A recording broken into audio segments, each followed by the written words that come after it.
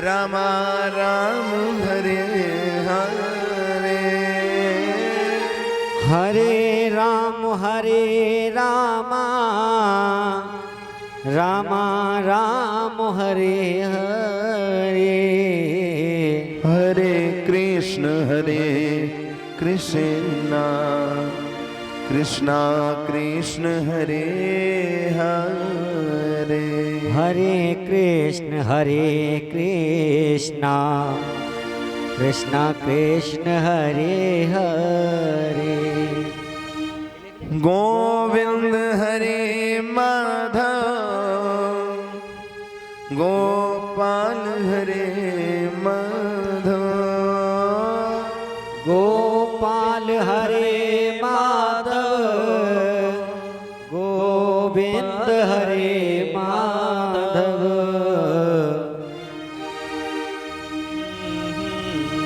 गोविंद हरे माधव गोपाल हरे माधव, नता तो न माता न बंधु न भ्राता न पुत्रो न पुत्री न भृत्यो न भ्राता न जाया न विद्या न वृत्तिर्मेव,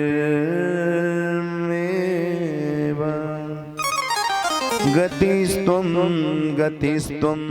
त्वमेका भवानी, गतिस्त्वं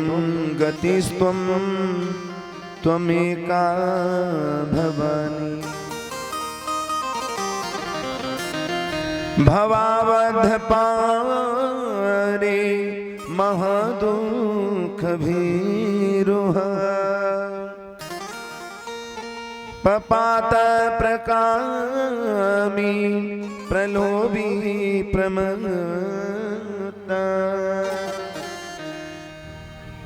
कुसंसार पास प्रबद्ध सदाहं गतिस्त्वं त्वमेका भवानी, हे भवानी पिता माता भाई दाता पुत्र पुत्री भृत्य भाई स्वामी स्त्री विद्या वृत्ति इसमें से कोई भी मेरा नहीं है। गतिस्त्वं त्वमेका भवानी, हे भवानी हे जगदम्बा आप ही हमारी गति हैं, आप ही हमारी मति हैं। श्रीमद् देवी भागवत कथा हम लोग श्रवण कर रहे हैं। आज तीसरे दिन में हमने और आपने मिलकर के प्रवेश किया। श्रीमद् देवी भागवत कथा तभी प्राप्त होती है जब माता रानी की कृपा हो, बड़ी कृपा, तभी श्रीमद् देवी भागवत कथा सुनने प्राप्त होती है महाराज। एक होती है कृपा और एक होती है परम कृपा, एक होती है कृपा और एक होती है परम कृपा महाराज। तो कृपा तो सब पर है, परम कृपा किसी किसी पर होती है।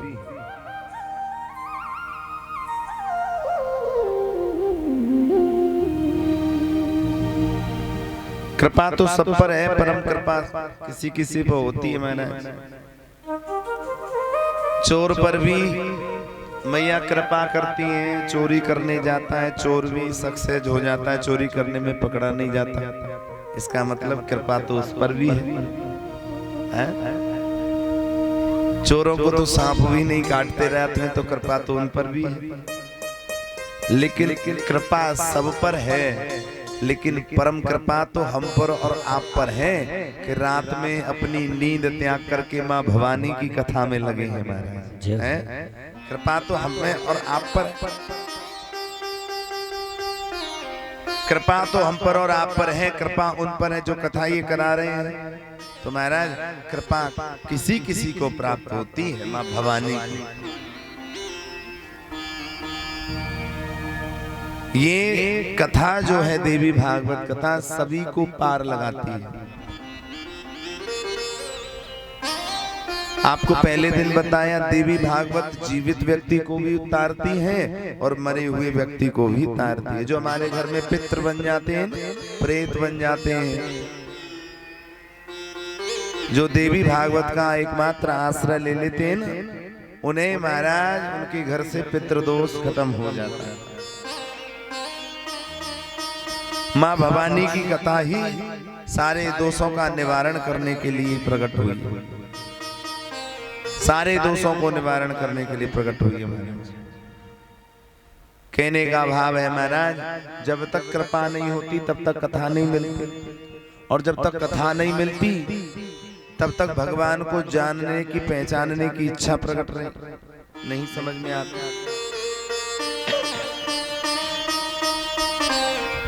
भगवान वेद व्यास जी कहते हैं, जन्मेजय आपको मैंने बताया, जो मैंने नारद से सुना, नारद जी ने अपने पिता ब्रह्मा से सुना, वही कथा मैंने आपको श्रवण कराई। माता भवानी की विधिवत पूजा कैसे की जाए ये मैंने आपको कथा श्रवण कराई। कथा बहुत कथा है महाराज, कथा में महाराज भगवान वेद व्यास जी कहते हैं, हे भारत, हे कुरुश्रेष्ठ, हे राजन, हे जन्मेजय, भगवान की कृपा होती है तभी माता रानी की कथा श्रवण करने मिलती है। तो जन्मेजय ने हाथ जोड़ करके पूछा,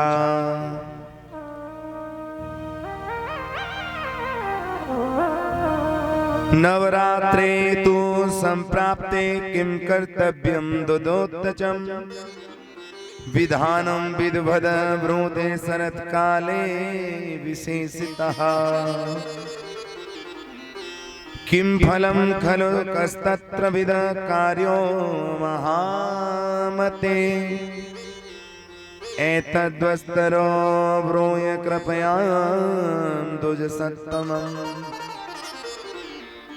जन्मेजय ने कहा, नवरात्रि के आने पर और विशेष करके शारदीय नवरात्रि जो होते हैं उन पर क्या करना चाहिए, क्या नहीं करना चाहिए। अब शारदीय नवरात्रि तो आएंगे, पहले श्राद्ध पड़ेंगे, फिर नवरात्रि आएंगे। अच्छा, अपना धर्म बड़ा अद्भुत है भाई, अपना धर्म इतना अद्भुत, इतना अच्छा है। हम कोई भी कार्य करते हैं तो हमारे कार्यों में सबसे पहले धर्म का ही आश्रय लिया जाता है। आप कहो कैसे? हिंदू धर्म की नई साल कब है पता है किसी को? नया साल कब मनाया जाता है? चैत्र में पहले नवरात्रि को। हिंदू धर्म का नया साल है चैत्र के महीने के पहला नवरात्रि होता है। चैत्र शुक्ल पक्ष प्रतिपदा को महाराज नव वर्ष, नूतन वर्ष मनाते हैं। अब 1 जनवरी के पीछे पड़ गए हम कि ये नया वर्ष है। अरे अंग्रेजों के गुलाम बनना है क्या? ये हमारा नहीं है, ये तो अंग्रेजों का है। हमारा तो चैत्र के शुक्ल पक्ष की प्रतिपदा, नवरात्र, चैत्र के महीने में जो नवरात्रि आती है ना, उस दिन हमारा महाराज नया साल होता है। और हमारा नया साल कैसे होता है? नवरात्रि आती है, 1 दिन पहले से तैयारी करते, माँ भवानी का त्योहार आ रहा है। 9 दिन व्रत रख करके नए साल में महाराज जाते मंदिरों में दर्शन करते हैं, नए दर्शन करते हैं। और महाराज 9 दिन व्रत रहते हैं, कन्याओं को घर पे बुलाकर भोजन कराते हैं, हवन यज्ञ रोज करते हैं। घर में जो प्याज लहसुन भी खाते हैं वो भी बंद कर देते हैं लोग। घर में शुद्ध पवित्र घर को रखते हैं, झाड़ू पोछा लगाते हैं। बोले माँ भवानी का त्योहार है, हमारी नई साल ही ऐसी आती है कि 9 दिन व्रत रह करके उसका स्वागत करते हैं। हमारे करते हैं कि नहीं? 9 दिन रह कर। और बताएं, हमारे धर्म में ऐसा कोई त्योहार नहीं जिस पर हम अपने आप को निवेदित न करते हो प्रभु को। आप जानते हैं, एक बात बताएं, अभी धान का सीजन चल रहा है, धान ही तो लग रहे हैं। दीपावली पर क्या बटता है? धान के खील, धान के बनते हैं ना खील, किसको पता है? बटते हैं धान की बनी हुई खील जो खिल जाती है। क्यों? दीपावली आती है तो फसल का पहले हम लोग बांटते हैं तब खाते हैं। और महाराज अभी दीपावली आएगी, एक फसल आती है बाजरा, बाजरा तो गोवर्धन पर अन्नकूट पर हैं, बाजरे का अन्नकूट बनाते हैं, पहले भगवान को निवेदित करते हैं फिर खाते हैं। खाते हैं कि नहीं? बहुत सारे ऐसे नियम हैं हमारे यहाँ। फसल आती है पहले भगवान को ही निवेदित की जाती है। महाराज हमारा धर्म सर्वोपरि, भगवान कृष्ण गीता में कहते हैं सर्वधनवान परित्यज्य मामेकम शरणं व्रज। सारे धर्मों को छोड़कर एकमात्र मेरी शरण में आजा, मैं तेरा उद्धार कर दूंगा। तो जन्मेजय ने पूछा, प्रभु नवरात्रि में कैसे पूजा करनी चाहिए माता रानी की, भवानी की? भगवान व्यास जी कहते हैं, महाराज भगवान वेद व्यास जी कहते हैं कि शृणुराजन प्रवक्ष्यामि नवरात्रं व्रतं शुभम शरत्काले विशेषेण कर्तव्यं विधिपूर्वकम्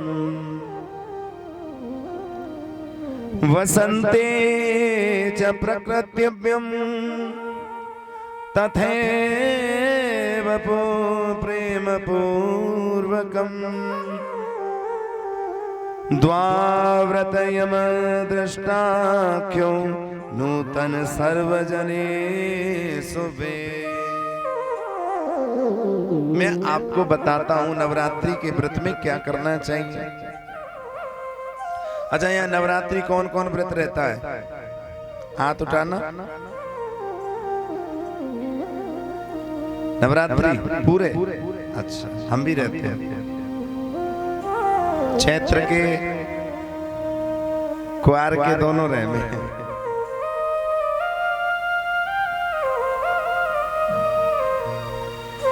भगवान वेदव्यास जी कहते हैं जन्मेजय यत्न करके नवरात्रि का व्रत रहना चाहिए। हाँ,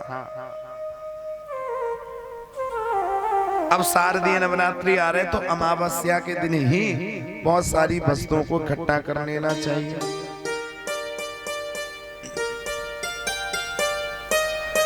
अमावस्यां च संप्राप्य संभारं कल्मयेच्छवं हवस्यं चासनं कारे मेकभुक्तं तेताधिने। अमावस्या आने पर व्रत की सभी शुभ सामग्री एकत्रित कर ले, उस दिन एक युक्त व्रत करे और महाराज अवश्य ग्रहण करे। नवरात्रि से पहले अमावस्या आती है ना, व्रत तो उसी दिन से शाम से चालू हो जाता है महाराज। माता देवी का पहले से ही आगमन स्वागत करें कि हमारे यहाँ माता आएंगी और उनका स्वागत करना चाहिए। और बहुत सारी सामग्रियों से घर में लीपन करें। गाय के गोबर से घर में लीपन करें। अब तो घर में टैल लग गई है, पत्थर लग गो, गाय को गोबर आवे कहाँ? और गाय के गोबर में हाथ देने में शर्म आवे। हाँ? जो हाथ महंगी महंगी क्रीम लगाते हो वो गोबर का उठाने शर्म आवे। गाय के गोबर से लीपना चाहिए है? और गाय महाराज एक स्थान पर घर में बेदी 4 हाथ लंबी चौड़ी, हाथ भर ऊंची बेदी बनती है महाराज, जिस पर माता भवानी को बिठाया जाता है। रात्रि में देवी का तत्व जानने वाले सदाचारी, संयमी, वेदांग परांग और महाराज विद्वान ब्राह्मण माता को आमंत्रित करते, अमावस्या की रात्रि को माता का आह्वान करते हैं, स्वागत करते हैं और प्रातःकाल समय नित्य कर्म से फ्री होकर के ब्राह्मण का वर्ण करे, ब्राह्मण को चुने, अपने घर बुलावे और हवन यज्ञादि यजन करे। महाराज विप्रे संतोषिते कार्यं संपन्नं सर्वथा भवेत् नव पंच यत्रश्चके को दिव्यां पाठे ध्वजा स्मृता। महाराज देवी का पाठ करने के लिए 9, 5, 3 अथवा 1 ब्राह्मण बताए गए हैं। देवी का घर में पाठ करवा में, दुर्गा सप्तशती का करवा में या देवी भागवत का मूल पाठ करवा में तो 9, 5, 3 अथवा 1 ब्राह्मण होना चाहिए। विधिवत जो महाराज नवरात्रि का पूजन होता है, देवी भागवत का पारायण करने के लिए कार्य में किसी शांत ब्राह्मण का वर्ण करें, क्रोधी स्वभाव वाले का वर्ण न करें। और महाराज कहा है नवरात्रि का विधिवत पालन करें, निर्वाण मंत्र का पूजन करें और निर्वाण मंत्र को वेदी पर स्थापित करके उसको प्रणाम करें। निर्वाण मंत्र कौन सा है? ओम ऐं ह्रीं क्लीं चामुंडाय विच्छे नमः। ये क्या है? निर्वाण मंत्र है। इस मंत्र को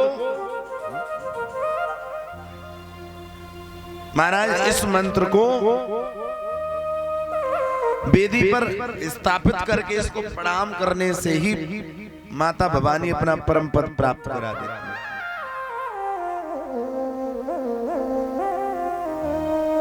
और आगे लिखा है कि देवी भागवत का पाठ कराएं, मूल पाठी कराएं। एक तो देवी भागवत हम लोग कह रहे हैं, सुन रहे हैं, ये है, और एक मूल पाठ होता है, घर पे बैठ के मूल पाठ हो जाता है। महाराज इस प्रकार बता रहे थे भगवान व्यास जी। तो भगवान व्यास जी से जन्मेजय ने फिर आग्रह करके पूछा, प्रभु कि कन्याओं को भोजन किस प्रकार कराएं नवरात्रि में, और इनको भोजन कराने से क्या प्राप्ति होती है। तब भगवान वेद व्यास जी कहते हैं, हीनांगी वर्जयेत कन्याम कुष्ठयुक्तां व्रणांकितां गंधस्फुरतिर्त हीनांगी विशाल कुल संभवत। महाराज कहने लगे हैं जो कन्या किसी अंग से हीन हो,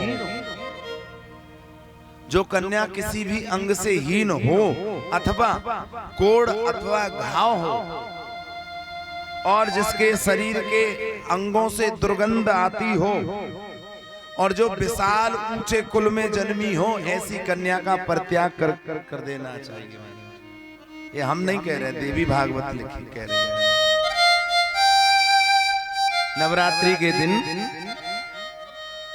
कन्या तो कन्या होती है महाराज, देवी होती है, ऐसा हम नहीं कह रहे, देवी भागवत में लिखा है महाराज। विशाल कुल की कन्या को भी परित्याग कर देना चाहिए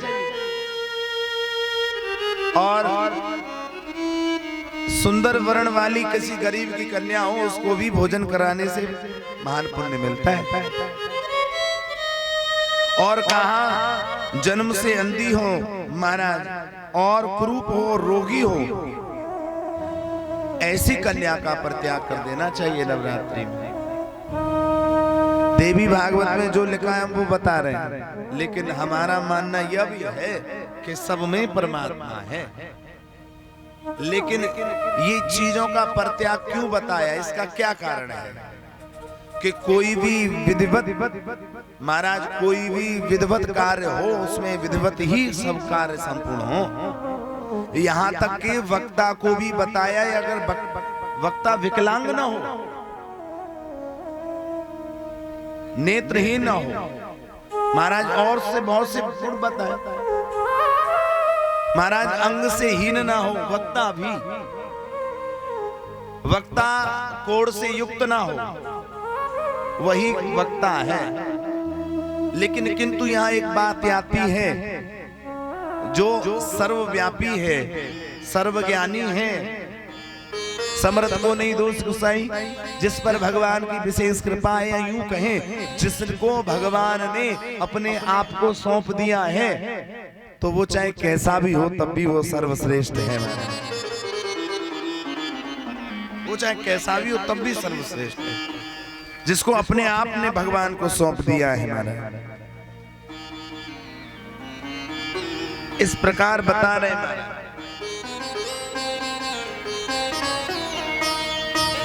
नवरात्रि विधाने भक्ति पूर्वम सदैव ही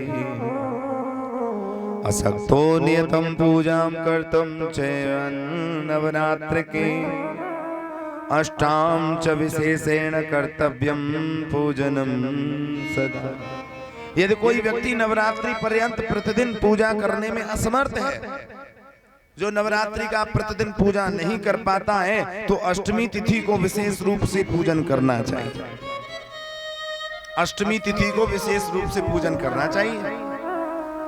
और जो नवरात्रि व्रत नहीं रह पाता है, वो सप्तमी, अष्टमी और नवमी इन 3 दिनों का व्रत करने से कल्याण हो जाता है।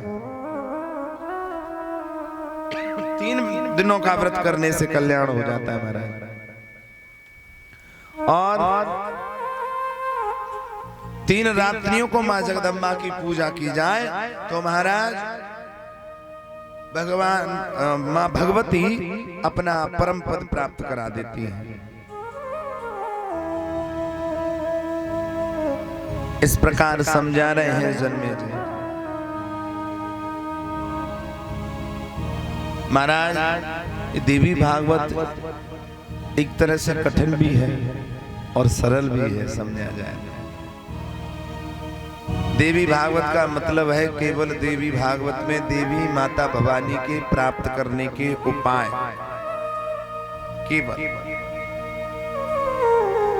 केवल उपाय माने।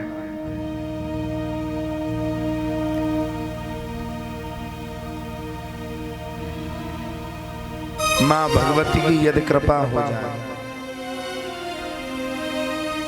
तो सारे कार्य शुभ हो जाते हैं, सारे बंधन टूट जाते हैं।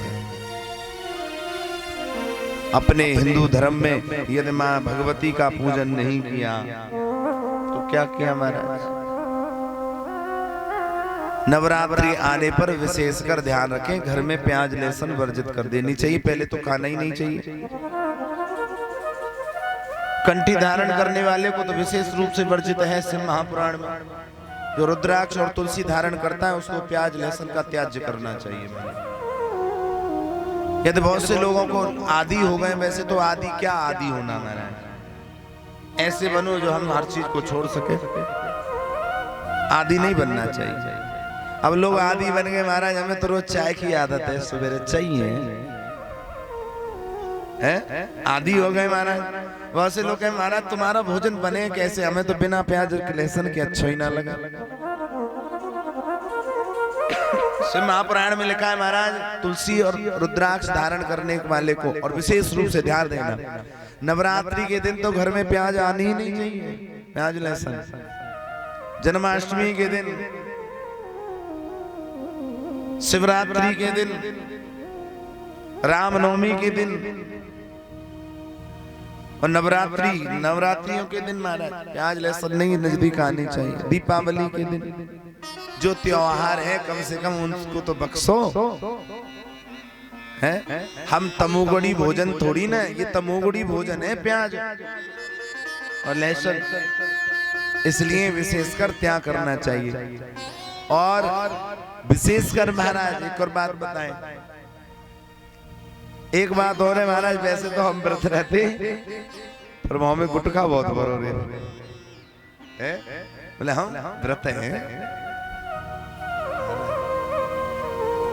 बड़ी समस्या है।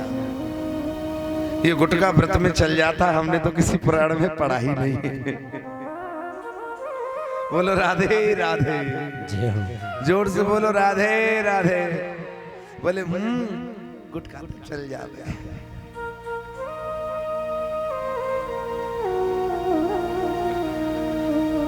भैया गुटखा चल जावे, कछु और चला ले तो भाई इच्छा जो मन में आवे सो करो महाराज।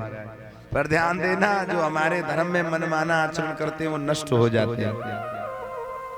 यह शास्त्र में मुत्सर्ज्यम वर्तते काम कारत न सिद्धिम वाप्नोति न सुखम न पराम गत्यः। अर्थात अर्जुन के से भगवान कृष्ण कहते हैं गीता में, जो केवल अपना मनमाना आचरण करते हैं न वो सुख को प्राप्त होते हैं, न वो परम गति को प्राप्त होते हैं, न परम धाम को जाते हैं महाराज।